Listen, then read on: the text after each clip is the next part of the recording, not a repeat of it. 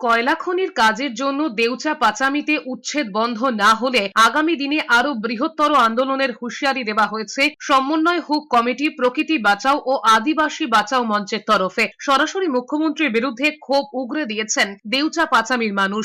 দেখা করেছেন বিরোধী দলনেতা শুভেন্দু অধিকারীর সঙ্গে।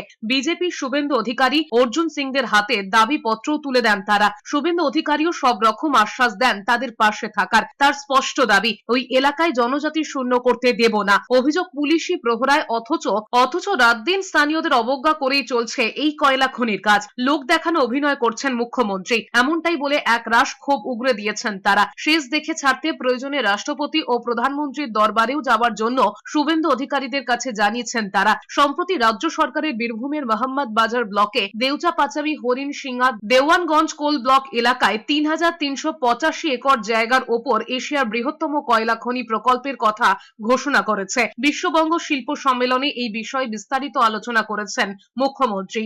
ওই কয়লা খাদান হলে এলাকার পরিবেশ, এলাকার জলের স্তর এবং ওখানকার সাধারণ মানুষ ওখান থেকে উচ্ছেদ হবে। উচ্ছেদ হলে সাধারণ মানুষের পরবর্তীকালে যে জীবন জীবিকাটা তাদের পুরোপুরিটা ধ্বংস হয়ে যাবে। একটা প্রজন্ম হয়তো ঠিকঠাক একটা ডি গ্রুপের চাকরি পেয়ে চালাতে পারবে, কিন্তু সেক্ষেত্রে অনেক সমস্যা রয়েছে। এইরকম আদিবাসীদের কৃষ্টি কালচার ওখানে ধ্বংস হবে। আদিবাসীদের যে পরম্পরাগত ওখানে ভাবে ওখানে ওদের যে সামাজিক যে সিস্টেম, সেই সিস্টেমটা ধ্বংস হবে। সুতরাং এই জন্যই আমরা ওই দেউচা পাচামির কয়লা খনিটাকে আমরা বিরোধিতা করছি। এখানে কয়লা খনির বিরোধিতা বলতে এখানে আমরা কোনো উন্নয়নের বিরোধিতা করছি না।